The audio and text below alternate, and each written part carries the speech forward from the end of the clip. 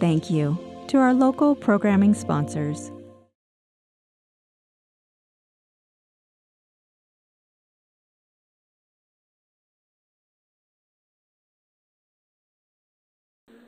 Good evening, everyone, and welcome to our Easthampton Mayoral Forum, sponsored by the League of Women Voters.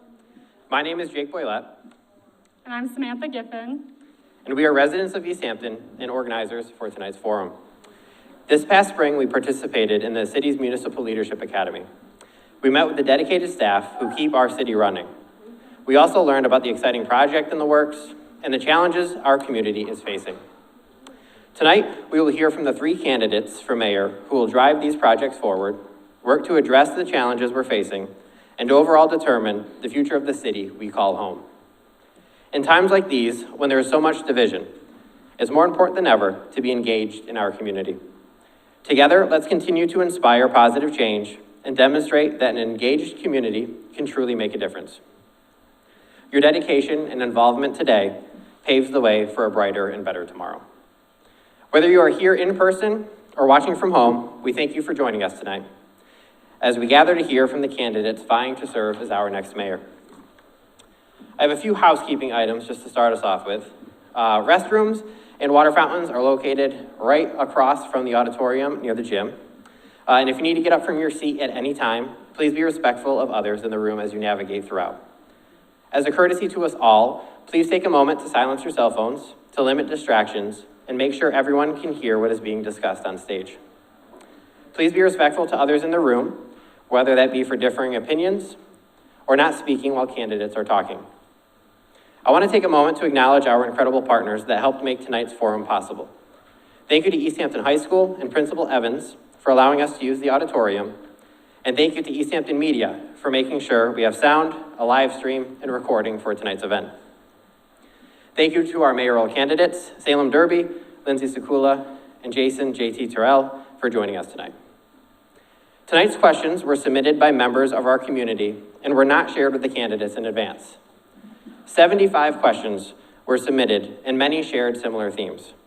If you don't hear your specific question, please know that we tried our best to include them all when revising our questions for tonight. Thank you to everyone who submitted questions.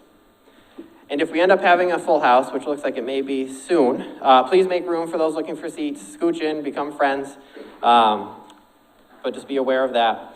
But overall, this event will provide an opportunity for residents to learn more about each candidate's vision, priorities, and plans for our community. We appreciate your presence and interest in local governments, and I'm going to turn it over to Samantha to introduce the league and our moderator for tonight.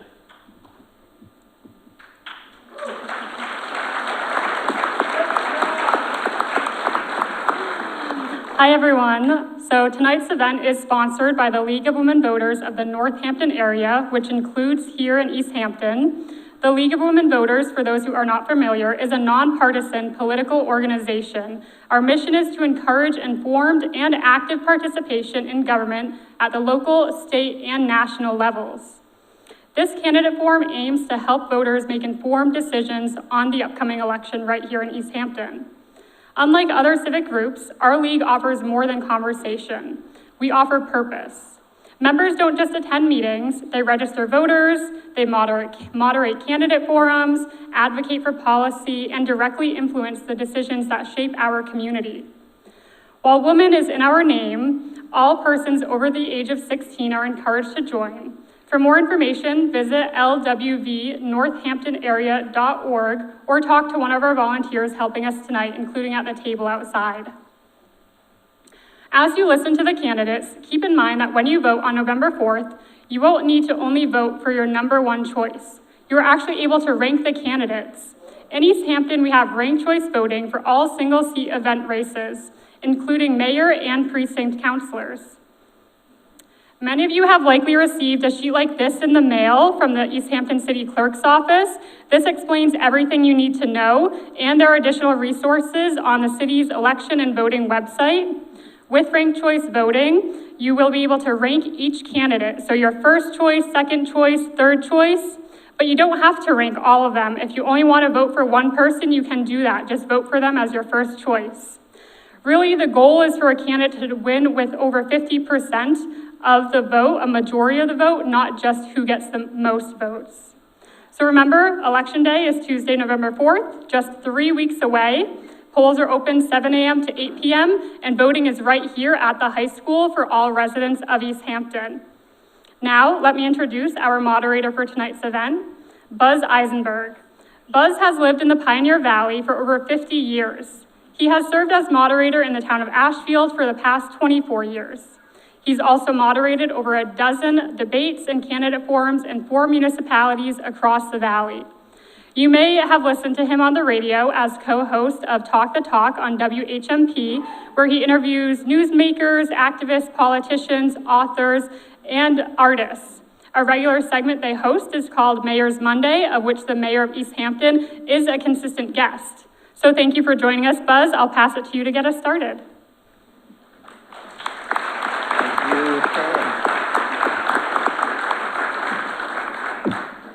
Thank you, and good evening. I am just so glad to be here, and it's true, I counted. I've done 14 of these, and I just love it because deep in my heart, I love the notion of democracy. I love free and fair elections.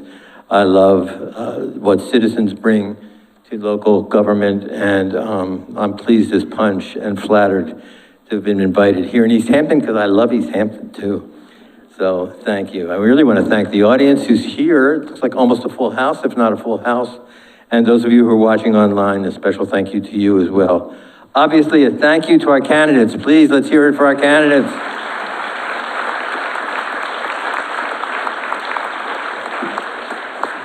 And Samantha Giffen, when you were talking about what the League of Women Voters brings to our local elections, it can't be overstated how much they do bring to it. I would like to thank our timekeepers for tonight who are here in the front seat. You'll see little signs being held up, and they are Bridget Clacken and Mary Lou Booley. Thank you, both of you, and let's hear it for our timekeepers.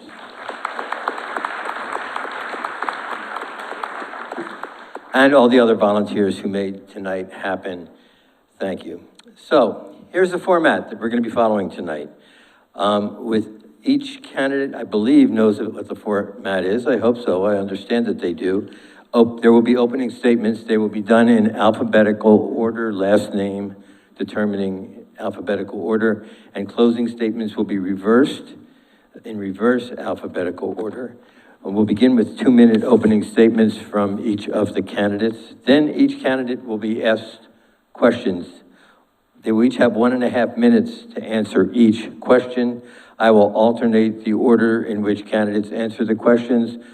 First question, candidate 1, then 2, then 3. Second question, at candidate 2, then 3, then 1. I got confused. 1, 2, 3 is difficult for me to keep track of.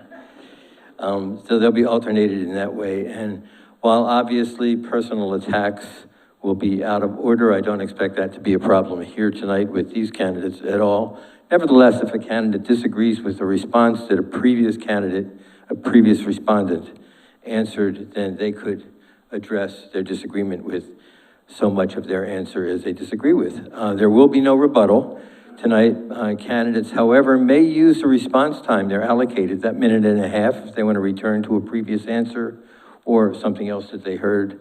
They may do that, and the same is true for their closings. They might want to refer to a comment or a topic that was addressed during the course of our questioning.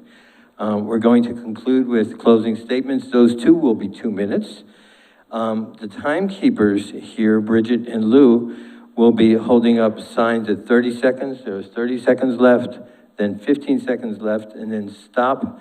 We had a conversation with the candidates earlier. If they haven't finished their sentence, please finish your sentence briskly, quickly. We want to hear the end of the sentence. Obviously, the purpose here is to inform us of what they feel they bring to the position of mayor and how they feel about the various issues we're going to ask them about. As you heard earlier from Jake and from Sam, there were 75 questions suggested. They did a fantastic job trying to make sure that as many of those questions could be represented in the questions we landed on here. They landed on here. I'm just a reader here, so all thanks goes to Sam and to Jake.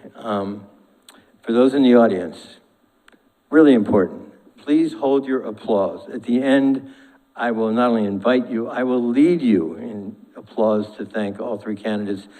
However, during the debate, during the presentations, I ask you not to applaud. You will have the opportunity to express your preferences, let me see, November 4th. So please hold your applause. If you applaud or boo, that would just take away from what we're trying to do, which is all of us to learn what these three candidates feel about the various issues we're going to raise. So now that we've gone over the rules, we're going to proceed with candidates' opening statements. We will start in alphabetical order with Salem Derby, then Lindsay Sekula, and we will conclude with JT Terrell. So, Salem. Thank you so much. It's so great to see all these familiar faces and new faces. I'm so honored to be here. So for more than 2 decades, I've had the distinct privilege of serving on the city council. In that time, I've served as a vice president and president, and since July, I've been the interim mayor. During those years, I've worked hard to make Easthampton a more vibrant, sustainable, and inclusive community for all of us. I come from a long line of educators. I'm a third-generation teacher who spent over 25 years in public education, and I'm a proud union member. My career has been dedicated to helping people grow and succeed, whether I was teaching or coaching. I've coached teams to great success, including a suburban championship for Easthampton with an undefeated season, and even a national championship with my daughter's AAU team. Those experiences taught me the power of teamwork, perseverance, and believing in one another. I've also brought that same collaborative spirit to city government. I wrote Easthampton's first fuel-efficient vehicle ordinance back in 2004, which helped make us one of the first green cities in Massachusetts. I co-authored the solar ordinance that allowed to put solar panels over the capped landfill on Oliver Street, the first of its kind in the state, and now a model for others. Beyond that, I spent years furthering my education by earning my associate's degree in recreation and leadership from GCC, my bachelor's degree from Prescott College in leadership, and my master's degree in education from Springfield College. Everything I've done as a teacher, coach, counselor, and now mayor has been rooted in that belief that leadership means lifting up others. I'm a business owner, a parent, an educator, someone who's been committed to the city for almost 30 years. I'm ready to leave my career that I was planning to retire from so I can continue to serve the city I love. Easthampton is a city full of heart, creativity, and resilience, and I'm running for mayor because I believe our best days are still ahead. Thank you. Thank you. Lindsay Sekula. Good evening, everyone. Before starting my statement, I want to quickly acknowledge the League of Women Voters, Easthampton High School, eMedia, and of course our moderator, Buzz Eisenberg, and my opponents for taking this opportunity alongside of me. My name's Lindsay Sekula, and I'm ready to be your mayor. I've spent the last 7 years working inside of the Easthampton Mayor's office, and that experience sets me apart in this race. I haven't just voted on budgets, I've drafted them. I've worked hand in hand with each department every single day to serve our community. Easthampton deserves a mayor who understands the executive work of our government. I'm the only woman and mother in this race, and that shapes the way I see leadership. Raising kids in Easthampton right now means I live the challenges families face every day, navigating our schools, balancing budgets, and planning for the future. Being a mom has taught me to be practical, to listen, and to fight fiercely for the people I care about. And those are the qualities I will bring as your mayor. I want every family in Easthampton to feel supported, every child to have opportunity, and every resident to feel like their city government is working for them. We're living in scary and divided times in this country, and too many of our neighbors, especially those in marginalized communities, don't feel safe. And I want everyone in Easthampton to know I will always stand up for our values in the face of opposition. But being mayor isn't just about big fights or national politics. It's about making sure our trash is picked up, our parks are clean, and our roads are paved. I know how to do both. I can stand up for the community when it matters, and I can deliver the everyday results that keep our city running. I'm ready to bring both courage and competence to this job, and I will never lose sight of who I'm fighting for, the people of Easthampton. Thank you. And thank you, Lindsay Sekula. JT Terrell. Good evening, Easthampton.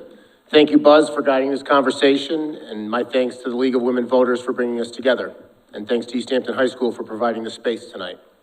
I'm Jason JT Terrell, and I'm here to be your mayor, a mayor for the people, a leader who puts people over politics, unity over division, and action over empty promises. I may not dazzle you with words. I'm a listener, a worker, a doer. Born and raised in Easthampton, shaped by its streets, its struggles, and its spirit. As a dad, husband, city councilor, and volunteer, from president of Little League to the chairing of the Public Safety Committee, I live the heartbeat of this community. I know the weight of health challenges, financial stress, and balancing life's demands because I've lived them alongside of you. Easthampton deserves a mayor who hears you when you feel silenced, who opens City Hall's doors, literally and figuratively, 5 days a week without breaking the bank.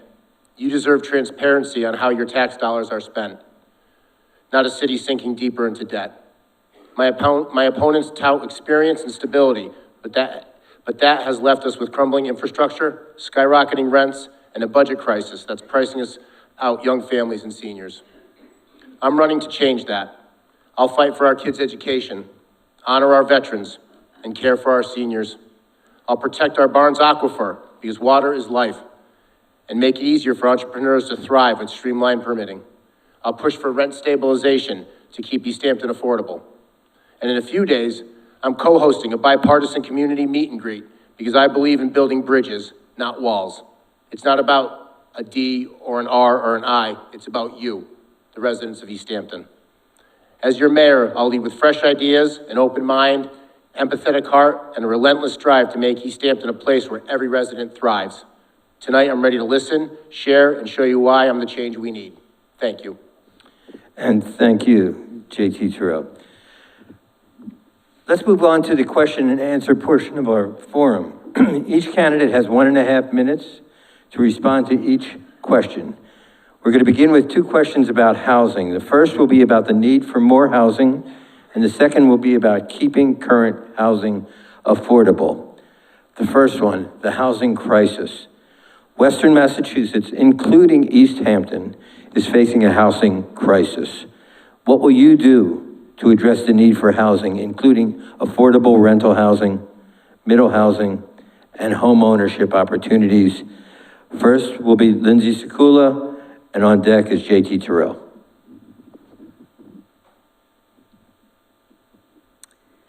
Housing is a national crisis we're facing right now. This is not unique to Easthampton, and it's not something unique to me. I spent more than 10 years in federal subsidized housing, wondering how I was going to pay my rent. I am now a proud homeowner in Easthampton, wondering how I'm gonna pay my mortgage.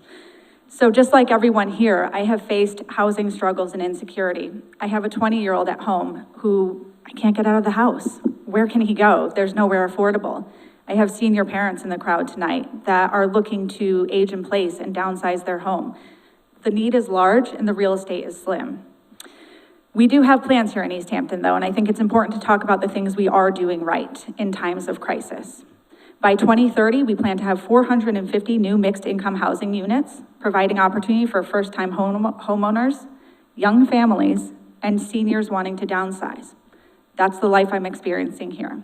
So moving forward, since I saw my time, I would like to focus on policies and zoning to allow people to modify their housing to meet their needs. That might look like duplexes, that might look like accessory dwelling units, or just how we keep the community safe for our loved ones. Thank you. Thank you. JT Terrell with Salem Derby on deck. Thank you very much for starting with this question, because I think this is on the forefront of a lot of people's minds in Easthampton as well as across the country. I would like to see, as far as current housing goes, the projects we have in process, I would like to see those projects finished before we start any larger projects.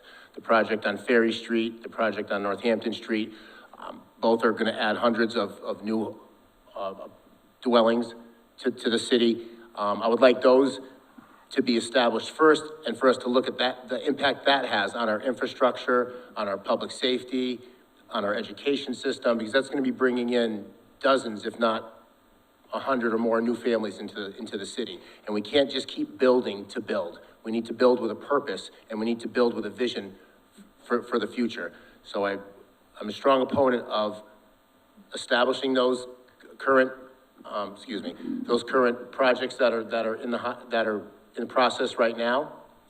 Thank you. And seeing where that puts us as far as, like I said, the infrastructure and our education and public safety and how it impacts the city as a whole, and then move on from there and for more projects. Thank you. Thank you. Salem Derby. So this is an issue that has followed me my entire career on city council. In 2004, I mentioned it in my open statement, we tried to pass an affordable housing trust fund. There was a large development going in on Route 10, and we thought if we could pass this zoning amendment, basically we'd be able to, if they didn't put affordable housing in, we'd be able to get a percentage of the profit from the housing development and put it into a trust fund that we could use for micro grants, that we could use for affordable housing development. Myself and Mike Tiskus, who was the councilor at the time, were the only two people to vote for it. So things have changed, and now we have some pretty amazing affordable housing projects here in Easthampton. Ferry Street is something I've been working on since I stepped into the mayor's office 4 months ago.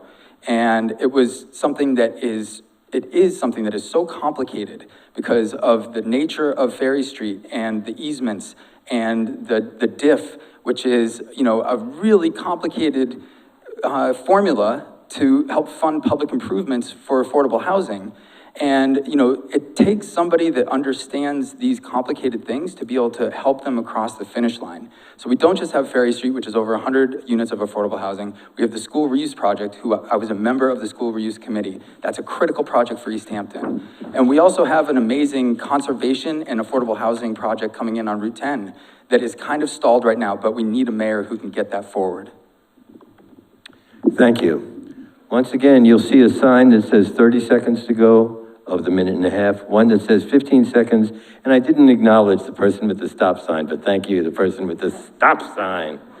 So, in terms of housing affordability and property taxes, Easthampton residents across all age groups face rising costs of living, including property taxes, rent increases, water and sewer rates, and high electricity costs. What specific strategies will you implement to keep costs down and residents in their homes? We'll start with JT Terrell, then Salem Derby, then Lindsay Sekula. JT. Thank you. The cost of living and property taxes is going up faster than people's pay are going up. Salaries are going up. Especially concerning are people that are on fixed incomes, maybe collecting Social Security, and when their rent goes up, their stipends aren't going up, their paychecks aren't going up at the same rate. We need to support rent stabilization for those who rent, to keep out-of-state landlords from treating tenants in Easthampton like ATM machines. I'm very much I'm a proponent of on-site landlords. I don't feel as though out-of-state landlords do well in Easthampton. I don't think they treat the residents the way they need to be treated, and they don't take care of the properties the way they need to take care of their properties.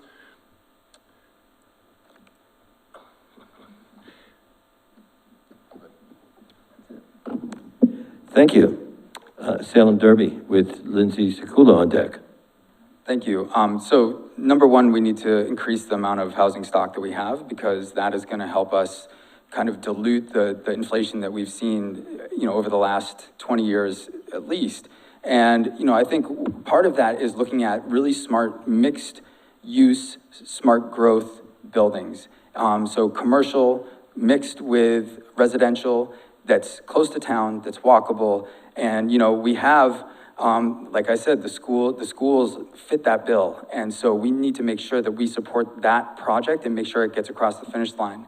The other thing that we can do, we have programs for people that are struggling. The senior tax work-off program, we just increased the stipend. That is a really great resource. And I think we need a mayor that can tap into other resources too. There's gonna be resources around the state that we're gonna be able to tap into to use to help our citizens. We need a mayor that's connected to those resources and that cares and pays attention. And the final piece of that, I think, is making sure that our financial house is in order, because it's gonna be easier to not raise taxes as much, to not raise water and sewer rates as much if we have our fiscal house in order. That is a critical piece, and we need a mayor that can understand those components and be a steward of the taxpayers' money. And thank you. Wow, you all are doing so well with time. Obviously, you're not lawyers, because we get paid by the hour, so we just... The third question will involve the environment, and climate resilience. Do I not get to answer that, Buzz? Oh, I'm so sorry. My joke got in the way. I'm not giving up time tonight.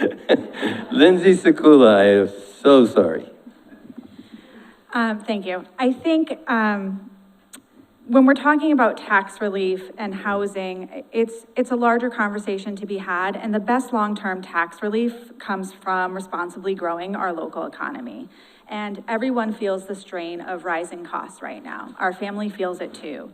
As mayor, I'm not going to make you empty promises about things I can change just to get a vote. What I will promise to do is manage our city's budget responsibly and look for outside funding opportunities and make sure we don't cut corners with costs that will increase later on.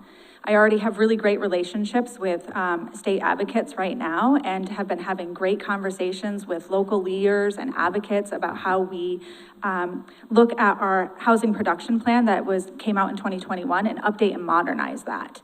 And we need to do a deep dive policy review. That's a part of my platform and something I'm committed to. We need to make sure that our policies match 2025 Easthampton. Thank you. And again, sorry, Lindsay. Now, the environment, climate resilience, and development. What specific policies or planning tools will you use to make sure that housing, transportation, and infrastructure investments are climate resilient and adaptable to future conditions? Furthermore, are you willing to allow development on our aquifer, our only source of drinking water? And if so, what safeguards will you put in place to protect this vital resource? Salem Derby with Lindsay Sekula on deck. So the environment is such a critical, important issue for the city of Easthampton, and it's something that I've been working on since day one. I was the only city councilor back in the beginning to be riding his bike to Whitebrook Middle School to sit behind the purple cloth table. And it's something that I've been fighting for. We redid the cycling and bicyclist zoning. We also were able to, like I said, pass the first fuel-efficient vehicle ordinance, which allowed Easthampton to become one of the first green cities in the state, which is amazing. We have been a leader on solar over landfills, and that's something that's really was unique at the time. But I think as we move forward, what we need to look at is we need to look at infrastructure, we need to look at how we redo our urban planning. We need more sidewalks, we need more paths. I said the other night that we should have a way to connect Lower Mill Pond to the mills. That's such an important thing, having bridges where people used to be able to walk, and right now you have to drive to get around. We need to make sure that our infrastructure is in line with our climate goals. And I think it's also important to recognize that, Easthampton has declared a climate emergency. So this is something that we've been aware of. It's something that we're working on. And I think it's something that we need to continue to work towards because it's such an important issue. Thank you. Lindsay Sekula. I enjoy this topic very much, and I am also very proud to be endorsed by the Environmental League of Massachusetts Action Fund for my work in Easthampton on sustainability and climate action planning. I was the advocate for creating the sustainability coordinator position in Easthampton and also made the successful hire there. I worked collaboratively with Northampton to secure grant money to hire our first ever energy advocate to help assist residents in how to navigate energy resources right now. When we're talking specifically about the aquifer and how we protect that, I'm not gonna sit up here and pretend to be an expert and have the answer to these things, but as a mayor, I have appointing authority, and I will be sure to appoint the right people to the boards and committees that do have the expertise in these areas so that we can have people working with our aquifer committee and our housing, affordable housing partnership to work collaboratively to make sure we're making the right choices for Easthampton. And those choices will then go forward for public input and city council votes. Thank you. Thank you. JT Terrell. Thank you. I'm glad the topic of the aquifer came up. That is one of the pillars of my campaign. Very staunch advocate of not building on our aquifer. I was very outspoken against the battery storage facility lithium battery storage facility they were looking to put in Westfield that would have affected the aquifer for us, for Westfield, Holyoke, Southampton. I would partner with those surrounding towns to further make sure that that aquifer gets protected, because we can't lose that. If we lose our aquifer, we lose our water. And I think we are very spoiled here, and sometimes we take it for granted what great water we have. And if we lose it, that's something we can never get back. So that always has to be in the forefront of our thinking as far as development, as far as expansion, as far as anything goes, because without that aquifer, we don't have anything. Thank you. Our fourth question involves city employee morale and government accessibility. The morale among city employees is reportedly low. How will you address this internal issue and ensure that city government and services are accessible to residents and businesses? We'll start with Lindsay Sekula. JT Terrell, you're on deck. 7 years inside of City Hall, working side by side with department heads, department staff, and supporting our unions and how we move forward through challenging times. I helped navigate COVID with our employees and how we would reopen buildings and close buildings and protect each other. And I want to honestly say that we didn't have the best relationships in our previous administration because we sometimes avoided tough conversations that had to be happening. And I'm not someone that avoids conflict and confrontation. And I'm committed to having open and honest conversations and collaborative conversations with staff moving forward. Transparent communication is vital to our city services. And we got to a really healthy place, I'd say, in about July with all of our staff, where people were feeling confident and we were feeling ready to navigate changes. And there's been a steady decline over the last several weeks because there's uncertainty in the building and change is difficult to deal with. But I'm committed to helping navigate change with our employees and looking for brighter days ahead. Thank you. Thank you. JT Terrell with Salem Derby on deck. Accessibility, availability, and transparency. Accessibility. I want to see City Hall open 5 days a week. I'm not naive enough to think that people who are currently working 4 days a week are going to all of a sudden be happy about working 5 days a week. But I think, thinking outside the box, we can be creative and maybe work split shifts, Monday to Thursday, Tuesday to Friday, work with the unions and figure something out. But this is a problem that I have heard in many of my listening sessions with constituents, and I think this is something that we can solve. This is a problem that is solvable.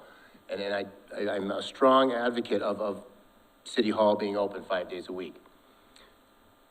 Along with that, I've only been a city councilor for 2 years, but I've done my best to pop into City Hall as often as possible. I'd like to think I am known by many, if not all, of the department heads. Just pop in the office, say hi, see how they're doing. And I think that's important. That's very important to keep those communication lines open, because too often people work and think in silos. And in a place like City Hall, you have to communicate. In order to get things done, you have to communicate. And that's what I'm going to do Thank you. Salem Derby. So in July, I came into City Hall as interim mayor, and I felt it. I felt it, and the first thing I did was I called in all the department heads and met with them and listened, and it was refreshing. The response that I got was amazing, and that is when I started to hear and see the clouds start to lift. This is one of the skills that I have, is being able to communicate and listen. And as we started to do that, we really started to impact the feel of City Hall and how things happened. And it's not just department heads, it's, all the staff. And when they feel like that there's somebody there that is willing to listen, that cares, I'm working 2 jobs. I go in before I go to school and I try to say hi to everybody. And I think that's important, like the human touch, the human interaction, and having people know that you care about what's going on, I think is critical. And so I'm really proud to say that in my time as interim mayor, we've been able to lift some of that cloud and really try to get away from some of the cliquey kind of negative communication loops that I think have been happening. So I'm gonna work to keep that going. And thank you. Budget management and fiscal stability. Preparing the city budget is a paramount part of the mayor's responsibilities, requiring multi-million-dollar budget management. What are your priority capital projects, and how will you balance these investments with maintaining essential staff and services while considering the implications of a Prop 2.5 override? JT Terrell, if you would go first. Salem Derby on deck. One of the first things I would do once elected is get going on the budget process. That can't be done too soon. We are starting off behind the 8 ball after last year's budget, I believe, and that needs to be at the forefront of what is taken care of once office is taken.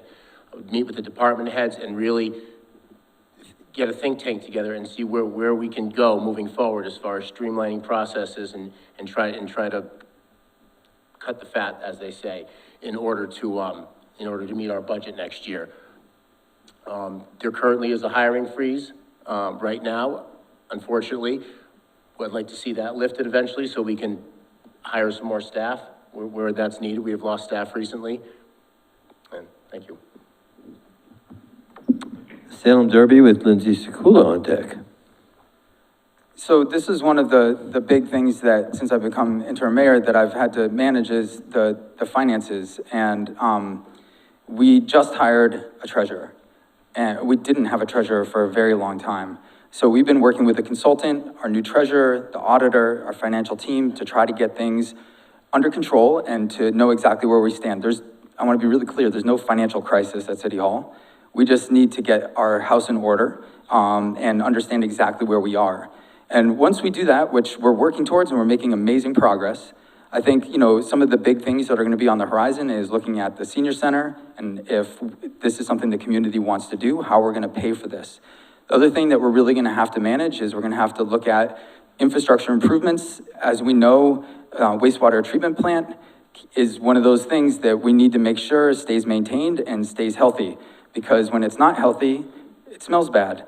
And so we need to make sure that things like that not only get the preventative maintenance they need, but that we're looking at the entire system and that we're prioritizing with a systematic approach to make sure that we're taking care of the things that need to be taken care of when they need to be taken care of. And so that's something I would work towards as mayor. I continue to work towards. And thank you. Lindsay Sekula. I'm proud to have been the hiring board for our newest treasurer, who has hit the ground running and is doing phenomenal alongside our auditor right now. I'd also like to be clear that there is no fiscal crisis in Easthampton. I'm proud of our AA bond rating that we have maintained. And I think moving forward, we have to be sure that we are doing prudent long-term planning. And that ties into my new master plans, where we strategically plan our priorities and funding moving forward. And we no longer do that behind closed doors. We have a charter that writes out, we're supposed to bring capital improvement plans to the city council for approval, which I have not seen happen in my time at City Hall.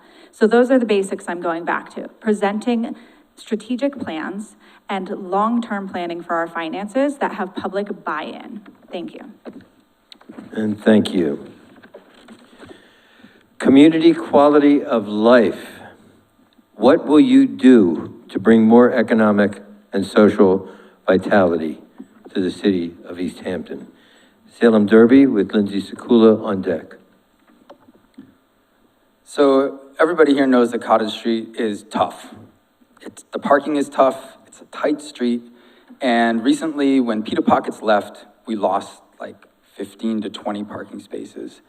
And I was walking into town, and I looked over at Maple, and it occurred to me that we still own Maple School.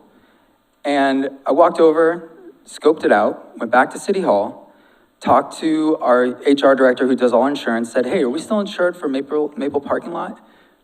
She checked, we were. I checked with our procurement officer. I said, hey, can we check with Arch Communities to see if we can use Maple School parking lot? He checked, we could. And talked to our DPW director and said, hey, what are the chances we could maybe change the traffic flow and get some parking at Maple School because it's just sitting there? And he said, we have the paint, we have the materials, there's Jersey barriers back there that we bought a few years ago, they're just sitting there.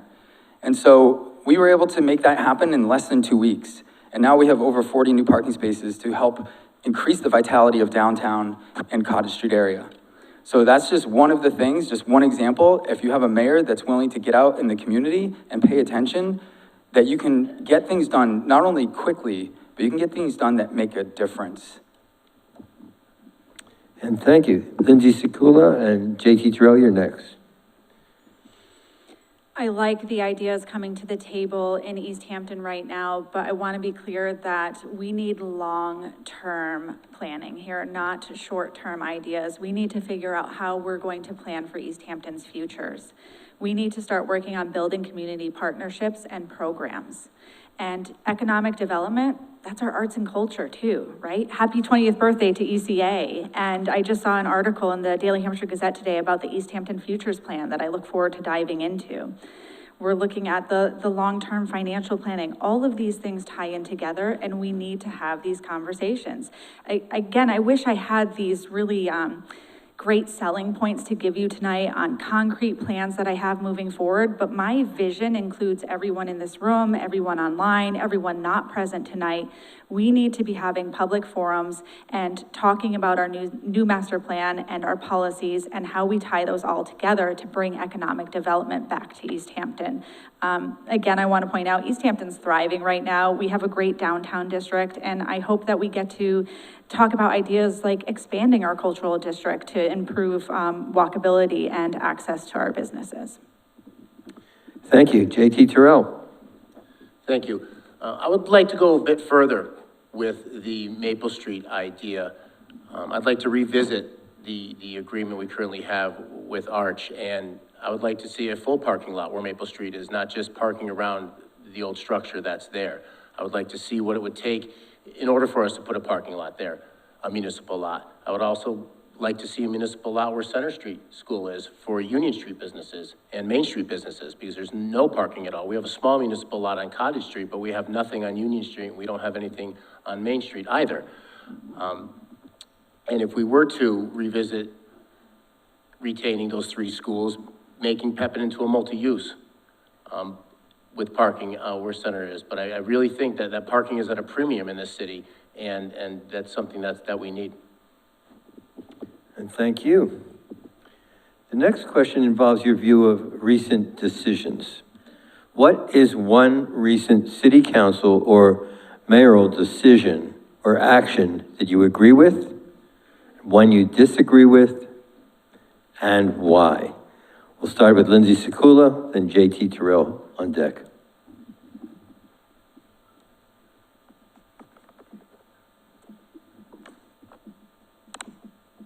Okay, everyone in this room is dying to know how I'm different from Nicole. Let's go. Working for an administration does not mean I agreed with everything that happened in that office. Let me be very clear on that. I'm here to be a voice for everyone in Easthampton as well, and I have my own opinion and my own ideas and my own visions. And I agreed with our counselors and our mayor on a lot of the fine decisions they made, approving climate action plans, doing our EV fleet. Our council and our mayor have done amazing work. And I want to make sure we acknowledge those people running and those people who have ran, because this is not an easy position to be in. Off the top of my head, and most recently, that flag is important to people over the pond, isn't it? And I don't agree with the way that decision and other decisions had been made. Whether it was the right or wrong choice, I think what we lacked doing was having conversation with our community first and having public community buy-in. It is important that the mayor represents the community and that we have conversations before making executive decisions. I'm not a king, I'm not an authoritarian. I'm here to guide your voices. Thank you. JT Terrell with Salem Derby on deck. Thank you. You kind of stole my thunder there. One thing I strongly disagree with was the removal of the flag over the pond. under my office, that will not come down. I do not believe that was the right decision, the right way or the right decision. One policy that I do agree with, and actually I was a part of establishing this, is on the city council, there was somebody proposed, a fellow councilor proposed doing away with the national anthem, the Pledge of Allegiance, and implementing a moment of silence. A lot of discrepancy there, a lot of back and forth went on, and I proposed, why not do both? Why not make everybody happy, do a moment of silence, and then the Pledge of Allegiance, that way everybody gets what they want, and that ultimately got passed, and now we do both of those at the beginning of every city council meeting. Thank you. Thank you. Salem Derby. So, I agree, the flag was, I don't quite understand that, but I'll move to something different, maybe a little more controversial even. I told this to all the department heads, there's two things I don't like when I'm a supervisor. I don't like to be contacted by lawyers, and I don't like surprises. And so that's kind of my mantra. And I think that we had an opportunity to avoid a lot of interactions with lawyers when we were looking at a new superintendent. And I'm not gonna armchair quarterback this, but I think that things probably could have been done differently. And if I was mayor, I know that we wouldn't have ended up in lawsuits over that. I just know that to be true. And as far as, I think something that I can really get on board with was the creation of the senior ad hoc building committee, which to explore the building of a new senior center. That is great. I think this is something that we really need, and I would like to even expand that to looking at how we can make it a adult center and share that with kids. Potentially have a gym like Long Meadow has, and use it as a multi-generational place where people can come together and recreate and learn and grow with each other. And thank you. Here's something nobody cares about, education and school safety. As a full voting member of the school committee, how will you proactively work to provide high-quality education, to ensure student success, and to keep our schools safe? Let's start with JT Terrell with Salem Derby on deck. Thank you. As far as education goes, I believe we are in a great spot right now, recently hiring Dr. Balch. I feel as though, even though our interim superintendent did a wonderful job, I feel as though the 2 years that she was here, we were kind of in limbo. We had just moved into a brand new school, and as an interim superintendent, maybe not a lot of initiatives long-term that you're gonna look at to get things done. So now that we have solid leadership at the top, I'm very excited to see what Dr. Balch has to do and what she's gonna bring to the table. She has a lot of experience, I'm very excited about that. One thing that I do support is I would like to look at returning to a school resource officer in town. I know that's a hot button topic for a lot of people, but I really strongly feel that we need resource officers in the schools again. A lot of times when there's calls for either school, Mountain View or the high school, when an officer is needed, an officer is called off of doing something else. So that's taking away from public safety to deal with an issue at the school. And I will look at the data, but I feel as though this happens often enough to where it would necessitate a school resource officer again. Thank you. Thank you. Salem Derby with Lindsay Sekula on deck. I promise I didn't submit this question. I have been a high school teacher for 20 years in Northampton. I love teaching. Both of my parents were art teachers. My grandmother was a teacher. I believe that public education is the foundation of our democracy. I truly believe that. And being a member of school committee these last 4 months has actually been really fun. I really enjoy it. And one of the things I'm super proud of as being a city councilor for this time is when you go out into that hallway, there's a plaque and my name's on it, and that makes me really proud. When you go to Mountain View School, there's a plaque and my name's on it. And it's not just, it's there because I was a counselor, but I also fought for these schools.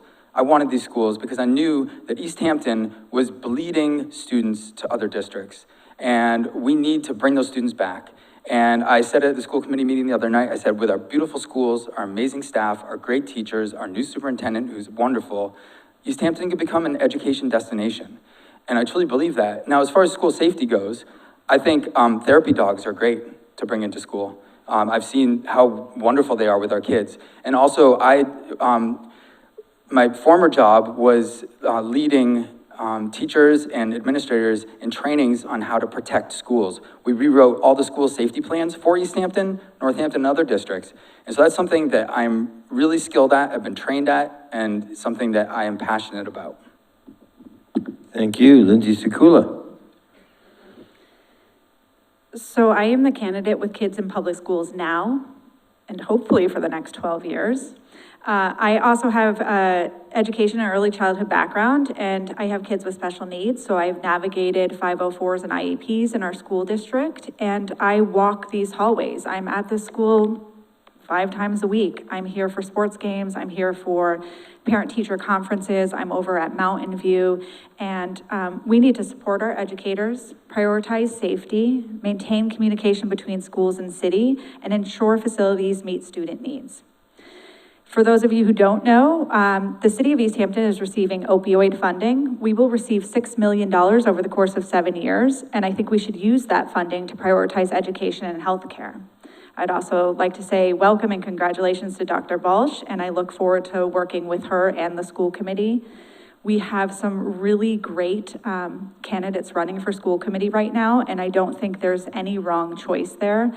And I look forward to a city that works collaboratively with our school committee, which I don't feel we have done in my time here. So I look forward to making that connection and repairing those bonds moving forward.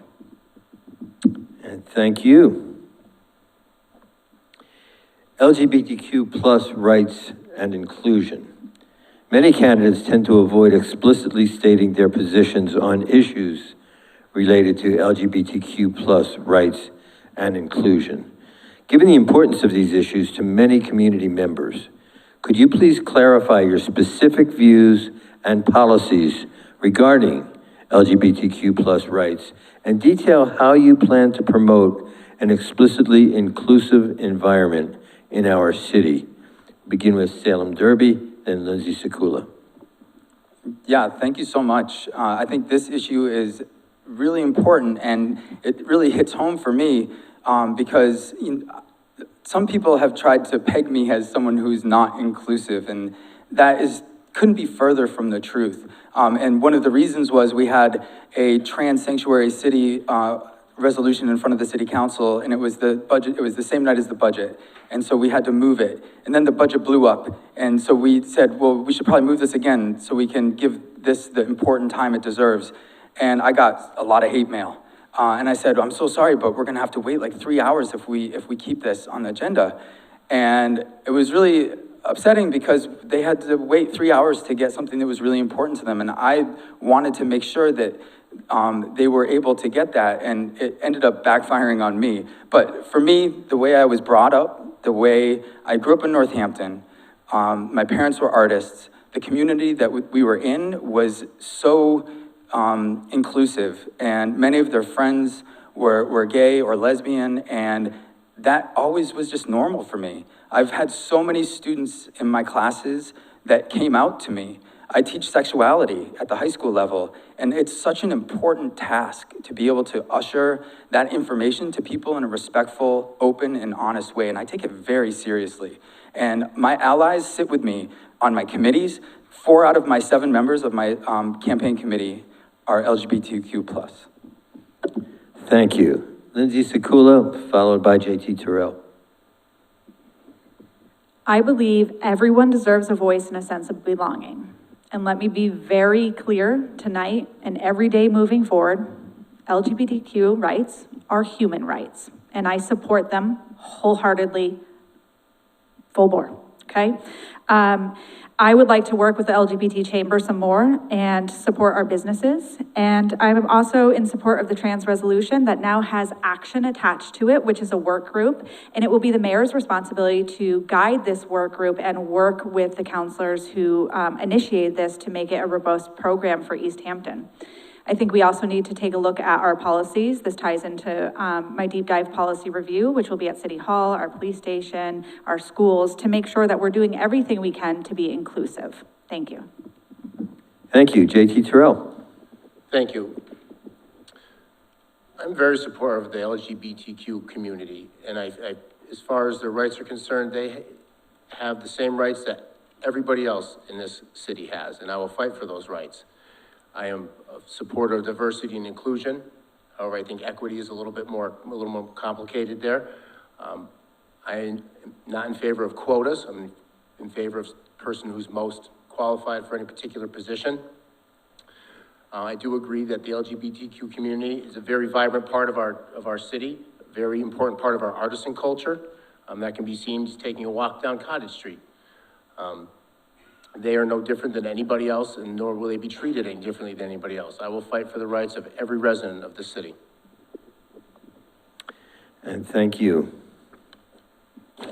Immigration and local public order. Easthampton has a welcoming community ordinance in place, which states that city officials and police will not perform the functions of an immigration officer and will not detain people based on ICE detainers or administrative warrants. Beyond this, what do you think is the role of the city in supporting and protecting impacted residents? Lindsay Sekula with JT Terrell on deck.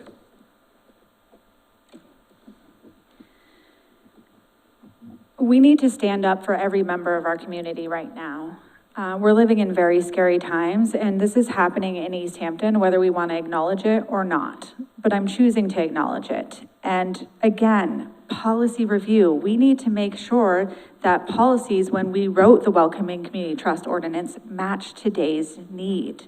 Our needs are changing. Things are changing on a federal level fast, and we need to make sure that our policies match how we compete with, I don't know a political way to say this, but kidnapping our neighbors and not making good choices. How we support organizations like Luce and making sure Indivisible thrives as well. We need to look at our policies, and we need to make sure that our police, our city hall, and our schools all have policies that align to protect our neighbors. Thank you. JT Terrell, followed by Salem Derby. Every resident of Easthampton deserves to feel safe. Nobody should have to live and feel unsafe. Every resident is entitled to due process under the law, regardless of immigration or citizenship status. With that being said, it is not the job of local law enforcement or the mayor's office to enforce federal immigration laws. Although, under my administration, when and if there is ICE activity in the area, that will certainly be conveyed to the community as quickly as possible to keep them informed and to stay very transparent. Thank you. Thank you. Salem Derby. So thank you. I was intimately involved in the sanctuary city process. It was really interesting, really contested, well-attended meetings.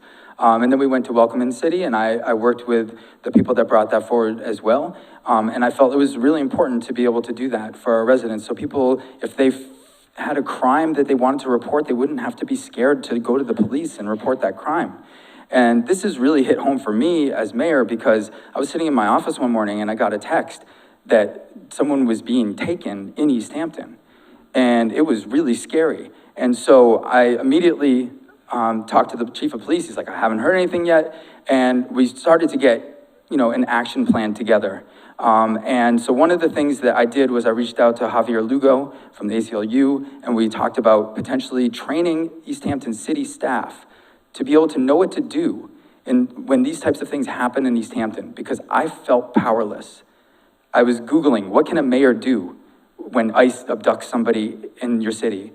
And I didn't get any good answers, but I did get to go meet with the people who were impacted by this, and it was moving. And if you eat food, then you should care about this. If you have any humanity, you should care about this. And the people lost a family member, and it was so heartbreaking.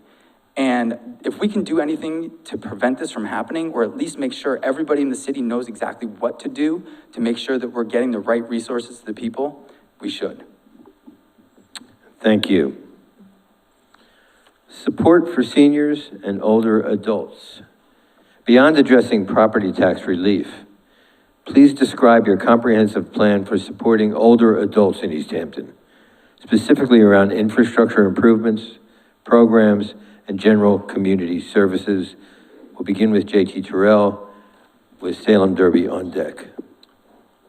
Thank you. The senior population in Easthampton is growing, and it's going to continue to grow for the next 5 to 10 years. That is a population that cannot be ignored. We need to be proactive and address problems before they become problems. We know that this is a growing population. This is why we have a committee looking for a new senior center, we are in desperate need of a new senior center. Currently, we are in the old post office, as many of you know, which is sustainable now, but it's certainly not best case scenario for our seniors. I feel as though our seniors need to be treated better, and I would like to push further on the new senior center.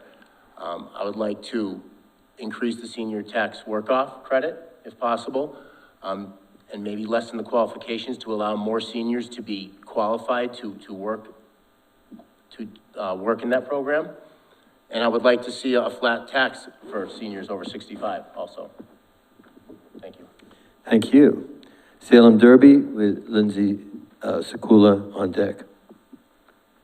So I was lucky, I got to do some mayoring today, and I went and had a meeting with Cindy Terrell, the director of the Easthampton Easthampton Senior Center.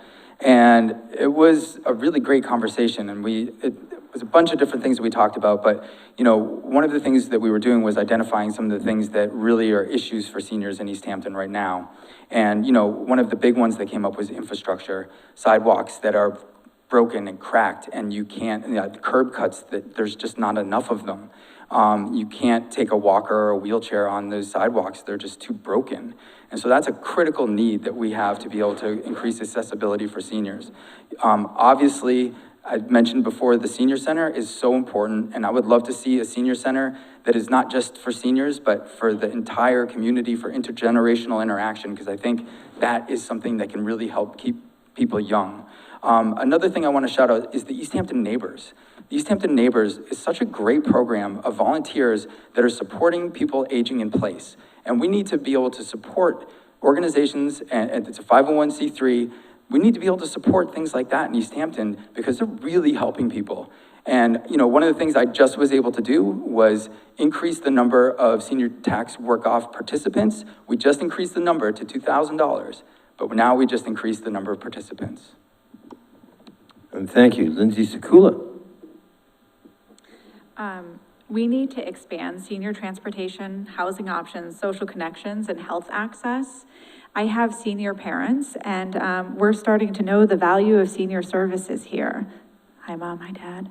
And I see people in the crowd that have come into my office that are seniors that I've made deep connections with in my 7 years at City Hall, who have told me their needs in Easthampton, because I'm not as tapped into this area as I'd like to admit tonight.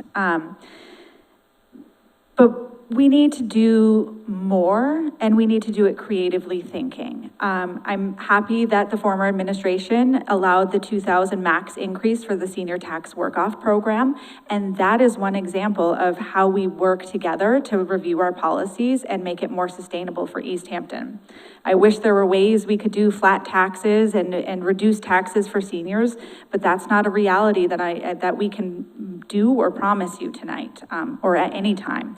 But I also want to see intergenerational connections moving forward so that youth can participate with our seniors. And of course, I'll be a champion of a senior center if it's what the community wants and our dollars can fund. Thank you. National policy and political stances. Federal policies and actions can have a significant impact on our city's economy, public safety, and overall well-being. Could you share your perspective on recent federal initiatives that have affected our community and how you plan to respond or advocate on behalf of our residents to ensure that their needs are prioritized? We'll begin with Salem Derby, followed by Lindsay Sekula. Wow, where do I start? This is a big one because I feel like our world has been turned upside down and I'm living in some bizarro land. So yeah, let me talk about something that I think that we can have a direct impact on, and that is healthcare. Healthcare is such a critical component of people's lives. And, unfortunately, the way our healthcare system is set up is for profit. And, you know, we don't run our police departments, our fire departments, our public safety for profit. And there's a reason for that. It's because it's life and death. But so is healthcare. And recently, the federal government has slashed not only information about healthcare, but they've slashed money to be able to support programs like Medicare. And this is having real impacts on people. And we need to figure out a way locally, regionally, and hopefully nationally someday to make sure that everybody has healthcare. This isn't something you should be going bankrupt for. This isn't something you should have to scrape and scrimp for. This is life and death. And we need to make sure that people have access to affordable, good healthcare. And I would even go so far as to say free. Thank you. Lindsay Sekula, and then JT Terrell. I recognize how emotional and difficult world issues are right now. As mayor, I'll continue to fight for what's right and within our reach, building connections, ensuring inclusion, and basic understanding here. We have already worked under the former administration with Back to the Brink and for Mayors for Peace, and I would like to continue those connections moving forward. I would also like to work with local advocates to ensure that we have a strong base here at home. Again, all of this ties into larger issues that we need to look at on the city side. Sitting on council, sitting in the mayor's office, sitting on the school committee. This past July, we had a scare with our school funding where we had some federal withholding that then was able to come through. But that's the long-term planning we need to be doing right now, is how are we financially supporting our schools and our city and our staff with healthcare issues on how we plan for the unexpected. Thank you. JT Terrell. Healthcare. Healthcare should be a right. It shouldn't be a privilege. And that is something that our city employees saw a dramatic hike in their healthcare recently. That's something we are currently battling with. We spoke about that at length yesterday, as far as the health insurance going up 18% July 1 and going up another 20% October 1st. I can guarantee you the salaries aren't going up by 38%, but the healthcare went up. So how do people do that? If you can't work extra hours and you can't get an extra job, you have to pay for healthcare. That's an awful obstacle for somebody to have to decide between paying my healthcare or maybe buying necessities or food or rent. So we really have to address, maybe it's looking to get out of the trust, looking at other options for healthcare, but we can't just stay in the cycle that we're in because it's not working. It's not working for our employees, it's not working for our citizens. Thank you. This panel has been so efficient in terms of time. We have time for an extra question. So I'd like to ask you, I've been provided 4, I'm going to choose one I don't think we've touched on so far. Currently, 17 city boards and committees have vacancies. Please outline some ideas you have that can enhance civic engagement and community participation in our municipal government. We'll start with Lindsay Sekula with JT Terrell on deck.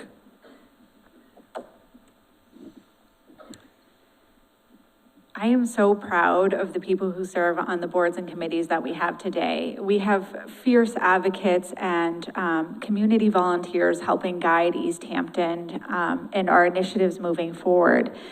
I do my best on the city comm side, being the person who handles the website and our social media, of ensuring that we keep notifying residents of when there are board openings.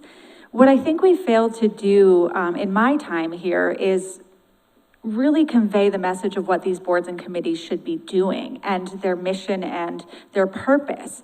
We need a mayor that's going to guide these boards and committees to create mission statements and to really think about what their purpose will be and how they can best serve our community. And I'm committed to doing that work alongside every board and committee in Easthampton. Thank you. JT Terrell with Salem Derby on deck. I'm happy to admit that I've been involved in Little League here in Easthampton for the last 12 years, president of the board of directors for the last 8. I was on the Park and Rec Commission for just under 3 years prior to getting elected to city council 2 years ago. I love being involved. I love volunteering my time. Not a lot of people do, which is why we have so many vacancies. it feels a lot of people don't feel as though their voices are heard, and that there's no encouragement. There's just no encouragement to join the boards and committees that are open. I think there needs to be more communication. People need to know what these boards entail, and they need to know how important their role is in that. Even though it's a volunteer role, these boards and committees are vital in the inner workings of the city. And I don't know if a lot of people are aware of that. And I just think we need to communicate that better, and we need to recruit better for these boards and committees. Thank you. Salem Derby. Thank you. This has been an issue since I've been on the city council since 2004. Appointments committee, the poor appointments committee, has to work so hard to try to find people to join committees. And let's be real, it's, taking time out of your busy day, your busy schedule is not easy. So we just need to redefine what it means to be an active member of our community and have a connection to your community and have a sense of place. And one of the ways that I wanted to try to do that was I created a program called the Keys to the City. And you never know, if you join a board or committee and you do an amazing job, maybe you'll get the keys to the city someday. It's a program that's gonna live on, I hope. And we were able to award Robin Bilecki, the executive director of the Easthampton Community Center, the first Keys to the City. And it was like one of my proudest moments, being in City Hall chambers and seeing all of her family there, a full house, and presenting her with the keys to the city and having a standing ovation. And that's what community looks like. That's what, being volunteerism and having a sense of place and a connection, it's beautiful. And I think if people can see the benefit over the hassle, then we're gonna find more people volunteering and helping bring our city up and making it better. And thank you. Those are all the questions we have time for tonight. So it's time to begin our closing statements. We'll start with J.T. Terrell, then Lindsay Sekula, and conclude with Salem Derby in the opposite order that we began with. Each candidate will have 2 minutes. J.T. Terrell, yours. Thank you again, Buzz, and to the League of Women Voters and Easthampton High School for hosting this vital conversation tonight. On November 4th, Easthampton, you face a defining choice. More of the same, budget crisis, silent voices, politics as usual, or a bold new path forward. I'm the only candidate offering real change. Born and raised here, I'm woven into the fabric of this city. I'm not a politician chasing power. I'm a dad, a husband, a volunteer, a counselor who knows your struggles, because they're mine too. I'm running for us, for every family scraping by, for every senior on a fixed income, every veteran deserving honor, every kid who wants to achieve their dream. My campaign isn't about division, it's about unity, community, and a promise to listen. As your mayor, I'll bring fierce accountability to City Hall, opening its doors and your tax dollars to scrutiny. I'll make tough choices with one lens, what's best for Easthampton. That means protecting our Barnes Aquifer, fixing our roads, stabilizing rents, and making it easier for small businesses to thrive. It means investing in our future, our kids, our seniors, our infrastructure, without wasting a dime. Easthampton shines because of its people. You deserve a mayor who shows up, rolls up their sleeves, and leads with heart. I'll make the city a beacon for families across the Pioneer Valley. I might not be the most polished public speaker, as you can probably tell from this evening. This isn't normally what I do, but I can guarantee you I will do everything I can for every one of you in the audience. On November 4th, vote for change. Vote for us. I'd be honored for your vote. Thank you. Thank you. Lindsay Sekula. Thank you all for making time and space for me tonight. I appreciate you. As we come to the end of this campaign, I've been thinking a lot about what Easthampton really needs. Not just flashy ideas or promises, but leadership that understands this community because of lived experiences. I've worked inside of City Hall. I'm raising my family here now, and I've stood beside our staff and neighbors through challenges and changes. That's the kind of experience and connection I bring to this table. For the past 7 years, I've been deeply involved in the real day-to-day work of this city. Work that doesn't always make headlines, but truly makes a difference. I understand the challenges, the opportunities, and the importance of having a mayor who knows how to bring people together and get things done. The role of mayor is demanding. It takes time, trust, and teamwork to lead effectively. It's not something that can be learned quickly. It's built over years of experience and genuine connection with our community and city staff.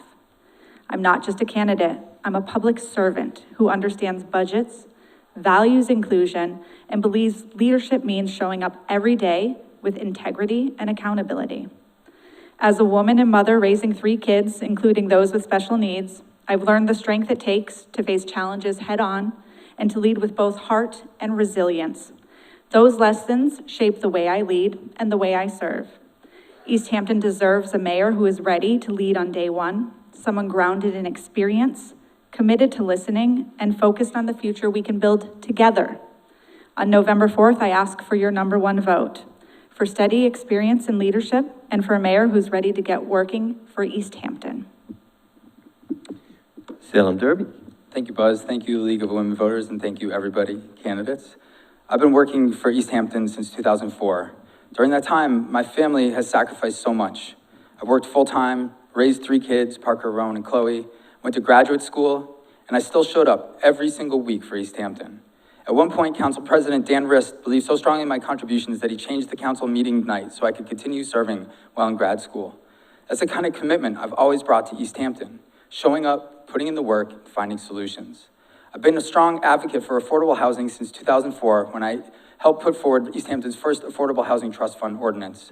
Over the years, I've supported zoning changes to help make housing more attainable for working families and seniors, including accessory dwelling units, transfer of development rights, Chapter 40R smart growth zoning. These are real long-term solutions that make Easthampton a more inclusive community. I also bring experience and calm under pressure. During a recent citywide emergency tabletop exercise, I worked with every department to manage a simulated crisis. My response was in step with the official post-exercise plan exactly, reflecting my knowledge of emergency response. That's experience you can count on in a crisis. I've also been working to build community, launching the Keys to the City program, restoring employee hours that have been cut, and creating new parking solutions on Cottage Street to support our local businesses. I want to address something that I've been hearing a lot about, accessibility to the mayor's office. I'm deeply committed to being available to the citizens in my time as mayor. I've met with many people who have just come to the office. I'm here, I'm available to the community. I even installed a phone in my office to be available when I'm not there. Easthampton deserves someone who has been tested and is reliable, someone elected by this community 11 times and trusted to make tough choices. This election is a job interview for one of the most important positions in our city. So ask yourself, who has the experience, education, proven ability to get the work done? I would be honored to continue serving as your mayor. I believe deeply in Easthampton, and I'm ready to keep moving our city forward. Well, so I might be the only person here not from Easthampton, but I had the best seat in the house. And what a wonderful evening it was. I'd like to, of course, thank Easthampton High School, Easthampton Media. I'd like to thank Jake. I'd like to thank Sam. I'd like to thank our incredible team of timekeepers, which were barely needed tonight, but your presence was really important. I would like to take this opportunity right now. The audience here, the audience at home, as I said earlier, democracy runs dear to my heart, and it obviously does to yours. I think right now, give yourselves a round of applause. You're incredible.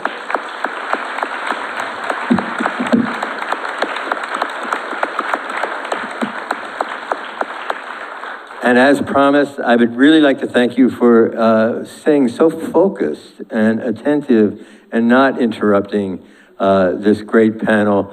Now is the time that I join you in applauding these 3.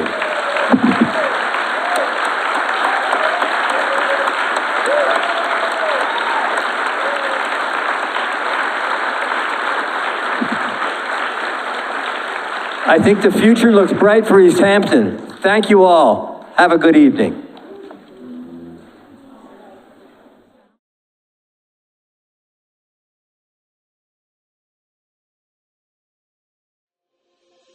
Thank you to our local programming sponsors.